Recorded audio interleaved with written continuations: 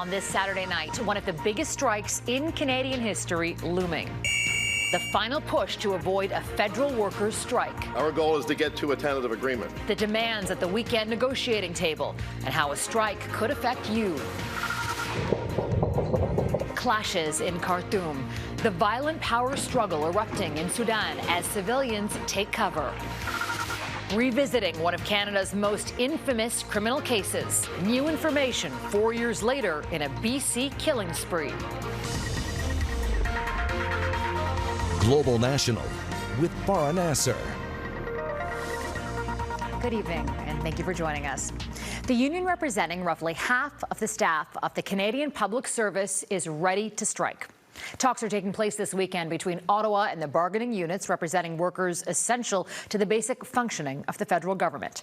From clerks and maintenance workers to Coast Guard search and rescue teams to the people who process passport applications. Job action could even impact the timing of your tax return. Mackenzie Gray has our top story tonight. It could be one of the biggest strikes in Canadian history. 155,000 federal civil servants are ready to walk out. An overwhelming majority of our members have told us they can't wait any longer, and they are prepared to strike to secure a fair deal that won't see them fall behind. The Public Service Alliance of Canada and the federal government have been in collective bargaining since June 2021, but they've yet to come to a deal. The key sticking point? Compensation. The union says the majority of their members earn between $40,000 and $65,000 annually. And to deal with inflation, they want a 13.5% wage increase over 3 years. The Treasury Board proposal, just over 8% for the next 4. We have some of the lowest paid workers within the federal public service, and those workers are currently relying on food banks in order to feed their families. But it's not just wages. There are numerous other issues the two sides can't agree on. The most contentious might be the union's ask to have the right to work from home included in the collective agreement, a non-starter for the feds. Most employers have traditionally said, well, wait a second, that's a pretty basic management right. Where are you going to do the work and how are you going to do the work? It has to be up to us. But if public servants do strike over the right to work from home, the union has said they can't strike from home, which means Canadians needing federal services might be met with picket lines. Treasury Board outlined 23 different departments that would be impacted by a strike. Passport processing would be pared down, immigration applications would grind to a halt, and the CRA might be slow in issuing tax returns. But those inconveniences could be avoided. The two sides are still negotiating, and Mona Fortier, the minister responsible, saying the feds remain committed to reaching a deal at the bargaining table as soon as possible, leaving some hope a deal could get done. As for when a strike could happen, PSAC is now in a 60-day window, so it could be any time until early June. But experts say rolling strikes and work to rule are a more likely first step. Farah? Mackenzie Gray in Ottawa. Thank you, Mackenzie. Japanese Prime Minister Fumio Kishida was evacuated out of a campaign event today after someone threw an explosive device in his direction.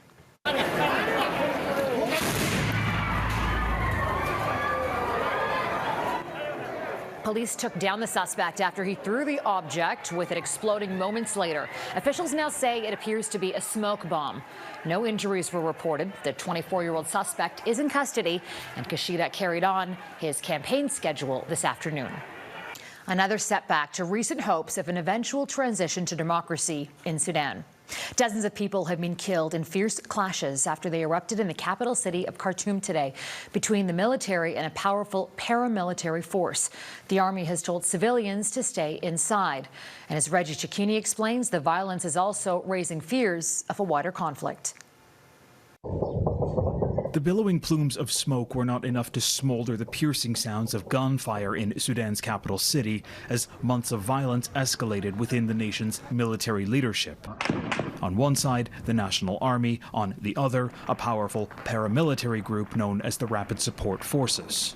Historically, the pattern has been that the military have dominated politics in Sudan since independence. Fighting is reported to have started at a military base and spread to the presidential palace, which the RSF claimed it took charge of. Control of Sudan is now in question, and the volatility has left countries, including Canada, to issue travel bans. The exchange of fire must stop immediately, the country's former prime minister said. The voice of reason must rule or everyone will lose. Abdullah Hamdok was ousted by these two leaders during a power-sharing coup in 2021. That followed the 2019 overthrow of then-President Omar al-Bashir, bringing partial civilian rule. But a battle over influence from within these parallel militaries turned them on each other. They've both been trying to play their own kind of political game with different sets of civilians. And it is civilians that are caught in the crosshairs. This Sudanese citizen says the generals are fighting over power and we are fighting for food and drink. It's a fragile situation. Expressing concern, America's top diplomat was among many world leaders calling for an end to hostilities or risk endangering a framework agreed to some weeks ago. This is a real opportunity to finally carry forward the civilian-led transition, and one that we and other countries are trying to bolster.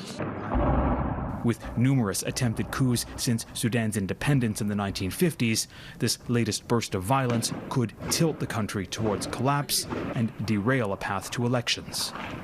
Reggie Cecchini, Global News.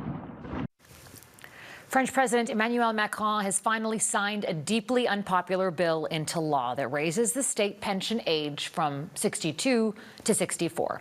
In an interview on French broadcaster TF1 today, a government spokesperson said they will continue their dialogue with unions.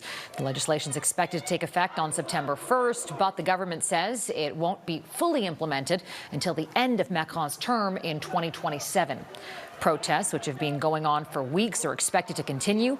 Unions are encouraging workers to turn out for full-scale marches on France's Labor Day, which is May 1st. In Ukraine, at least 11 people were killed in a Russian missile strike in the eastern city of Slavyansk. Rescuers work to clear rubble from residential buildings, searching for survivors. It's one of two eastern cities coveted by Russian forces as fighting rages on in Bakhmut.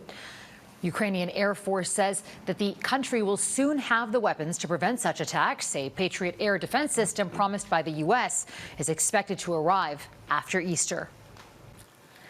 And the U.S. is still grappling with an aftermath of a major security breach that saw hundreds of top-secret files leak onto the internet. The documents contained highly sensitive information about the war in Ukraine and intelligence not only on Washington's adversaries, but on its allies as well. Despite that, the U.S. Secretary of State says that hasn't impacted America's ties with its partners. What I've heard so far, at least, is an appreciation for the steps that we're taking, and it's not affected our cooperation. I just haven't seen that, haven't heard that. A 21-year-old low-ranking IT specialist with the Air National Guard was arrested and charged late this week for the breach. But on this weekend's edition of the West Block, our Mercedes Stevenson speaks with former U.S. Ambassador to NATO, Kurt Volker, about the wide-ranging fallout over these documents. Mercedes. Farah, the former U.S. ambassador to NATO, says the real risk of this massive intelligence breach is not the information in the documents, but critical clues they reveal about how the U.S. gathers information from both technological and human sources. That forms its intelligence picture, and that knowledge could lead adversaries like Russia or China to close those gaps, making it harder for the U.S. and allies who it disseminates that intelligence to gather accurate information.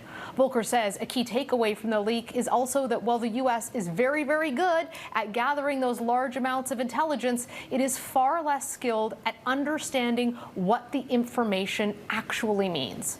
We do a great job of collecting intelligence, but when you look at the quality of the analysis, it's often coming up short. And I'm reminded at, for instance, the beginning of the war last year in Ukraine, when Russia accelerated its invasion, we were predicting that Ukraine would fold, Russia would roll over Ukraine in a matter of 3 days, Zelensky would flee the country. And this was wildly wrong. Even though we had the data right that Russia would invade, we didn't have the context right. According to Volker, American officials have to ask hard questions about the level of experience of those gathering U.S. intelligence in the field, and whether they are actually talking to people on the ground or if they're too far removed and relying on other sources. Volker also says that there needs to be more stringent controls in place to prevent future leaks. Farah? Mercedes, thank you. And you can hear more from Mercedes' interview with the former ambassador tomorrow on the West Block, right here on Global. Canada's escalating drug crisis worse than before the pandemic. Coming up, two neighboring provinces with two very different strategies in dealing with the crisis. 7 years ago this week, BC declared a state of emergency after toxic street drugs began killing Canadians at an alarming rate. 7 years later, overdose deaths, particularly in Western Canada, continue to soar. This week, Alberta quietly released its 2022 data showing that while deaths dipped slightly last year, toxic drugs are killing at least 4 people every day. In neighboring BC, the numbers are even worse. Our Heather Yurex West looks at why the problem just keeps getting worse. Angela Staines lives in fear that at any day a toxic drug dose will kill her son. We've gotten him on methadone, but if we don't have the other services to support him and he ends up going back to the illicit supply, he's at an increased risk for a drug poisoning. Alberta saw 1,498 drug poisoning deaths in 2022. That's down slightly from 2021's record high, but still up significantly compared to pre-pandemic levels. The numbers follow the same trend line as neighboring BC, where so far this year overdose calls are at a record high. We're averaging right now close to 3,300 calls a month for overdose events, and that's up from about 2,800 in the year before. Together with Ontario, BC and Alberta account for more than 85% of Canada's drug overdose deaths. But the two western provinces have approached the crisis from very different perspectives, with BC emphasizing harm reduction, decriminalization, and safe supply, while Alberta has emphasized treatment and recovery. However, neither approach has been successful. I think the key is to scale these different approaches to a population level, and we haven't seen that in either jurisdiction. As a result, Elaine Hishka says there are still many people in BC unable to access a safe drug supply, while in Alberta, despite promises of increased funding, people are facing long waits to access drug treatment beds. We have yet to see even basic data showing that the number of people who are accessing treatment in our province has actually gone up. But what has undeniably risen since 2016 is the number of people who've died. It's just been challenge after challenge, and it's just gotten worse. And after 7 years of an escalating crisis, those living with that daily fear are seeing little hope that things will improve. Heather Yurex West, Global News, Calgary. Ahead, behind the scenes of one of the biggest manhunts in Canadian history, revisiting a story that gripped the nation. Global Television's original true crime documentary series, Crime Beat, delves into some of the country's most high-profile homicides. This week, we're taking a look at one of the biggest manhunts in Canadian history, a triple murder in northern British Columbia in the summer of 2019. It's the story of a young Australian-American couple killed on a journey of a lifetime. Their bodies found on the side of the highway. And in an exclusive interview, the widow and sons of the third murdered man, Leonard Dick, tells us about their experience throughout the ordeal. Tonight, we take you back in time for a first-hand look at how this tragic tale began. We were there to help them, almost like an angel there to help them in a way. But yet that same day, the complete opposite of humanity hurt them. It's the worst ever love story. I realize something's wrong when Mom goes, "Can you text Dad? He hasn't responded to my messages in a while." And I was like, okay, by Monday, I'm gonna have to start looking to see if there's any accident reports, see if there's anything in the news. We begin with a pair of deadly mysteries raising concern in northern BC tonight. 19-year-old Cam McLeod and 18-year-old Briar Schmigelski are missing. Their burned-out vehicle found on Highway 37 last Friday, and a body, which police confirm is neither of the teens, found at a nearby highway pullout. And they had a drawing of the person, and I was like, that's Len. I'm standing on the exact spot where the two fugitives abandoned their vehicle and then apparently set it on fire. You can see the wide area here that's been scorched by the extreme heat. Jules Knox joins us now. Jules, this was a story that really gripped our nation, and you had a chance to speak with investigators in Manitoba who actually revealed some new details. That's right. The teen fugitives sparked one of the largest manhunts in Canadian history. They burnt their stolen vehicle and headed off into the wilderness. We hear a first-hand account from one of the investigators who was on the ground when some of the key discoveries were made. And those clues help police to narrow the search for the murder suspects. In fact, Manitoba RCMP reveals some alarming details about what exactly they found in the bush that led them to believe that at one point the teens might have set up an ambush for officers or anybody else walking nearby. We located 3 different areas where there was caches of ammunition. Do you think that the teens were lying in wait? I do, yeah. Why do you think they didn't shoot? The distance between where the vehicle was and where we located these ammunition points was actually quite far. You know, you worked on this story for quite some time, Jules, so what kind of research went into it?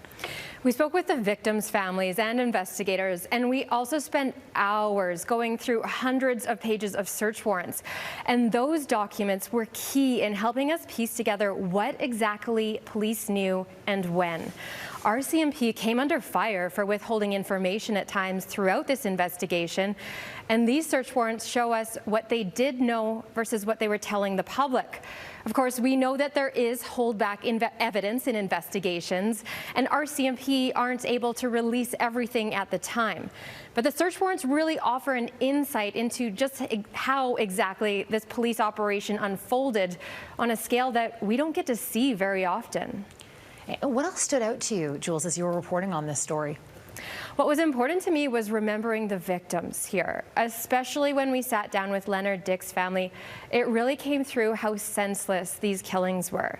Len's widow and sons shared their journey of grief with us, but it was also very important for them to express their forgiveness. Now, part 2 of this episode airs next week on April 21st. What can we expect from that? In the second episode, we'll follow the suspects' footsteps as they traverse the country and then the wilderness. The teens also shot several videos on a camera that police recovered. We'll learn about those from investigators. And we'll also take a closer look at what we know of the big question here, why this all happened. Motive, that is the big question. Okay, Jules Knox, thanks so much. And you can catch the second part of the Manhunt Friday, April 21st on Crime Beat right here on Global. Coming up next, the hunt for hockey's ultimate prize. Why this year's NHL playoff could be one for the history books. And Canadian hockey fans are primed and ready for the NHL playoffs starting on Monday. 3 Canadian teams are all in the running, all hoping to hold Lord Stanley's Cup when all is said and done. But as Eric Sorensen reports, the spotlight is shining bright on Edmonton. Even by his own transcendent standards, Connor McDavid has outdone himself. The first NHLer to score 150 points in a season since Mario Lemieux 27 years ago. So dangerous with the puck, he not only outscored the rest of the league, he distributed more goals for teammates to score. It seems like there's Connor McDavid, then there's the rest of the NHL. Essentially almost better than anybody else at a whole bunch of things, not just 1 or 2 aspects of his game. In the history of the NHL, only 7 players have led the league in both goals and assists the same year. Nuzi Lalonde, Howie Morenz, Gordie Howe in the first half-century of the league. Then there was Phil Esposito, Wayne Gretzky, and Mario Lemieux. And how many times? Well, only Howe and Gretzky and Lemieux have done so more than once. Gretzky 5 times. But now, Connor McDavid joins this august group and with a long career still ahead of him. Not only is he the best player in the world, but he can play in any situation. Edmonton's coach even uses McDavid to kill penalties these days. Everybody's been playing well, everybody. McDavid almost always redirects questions about personal achievements towards the team's accomplishments. It was a good regular season, individually and for the team, but now's the fun time. Fun time means playoff time. The Oilers are the hottest team going into the playoffs. Just about every fan is decked out in Oilers gear this time of year, It's infectious for the players. And it's so much fun. Everyone in every store that you go to is wearing Oilers jerseys. I can't wait. It's going to be a lot of fun and use the energy that the fans give us. Like McDavid individually, this year there has been one team that has been truly exceptional. The Boston Bruins set an all-time record for points in a season. The other top Canadian team, the Toronto Maple Leafs, could face the unenviable task of meeting the Bruins in the playoffs. And that's only if the Leafs get to the second round, which they haven't done in almost 20 years. I think Leaf fans have such low expectations that one round win will be like, let's check a parade route anyway. Ha! The Leafs making a run for the Stanley Cup might be a hockey fairy tale, but fantasies aside, this has been an historic hockey season that saw one extraordinary player and one record-breaking team. And should the Bruins and Connor McDavid's Oilers face off, it would come in the Stanley Cup Finals. Eric Sorensen, Global News, Toronto.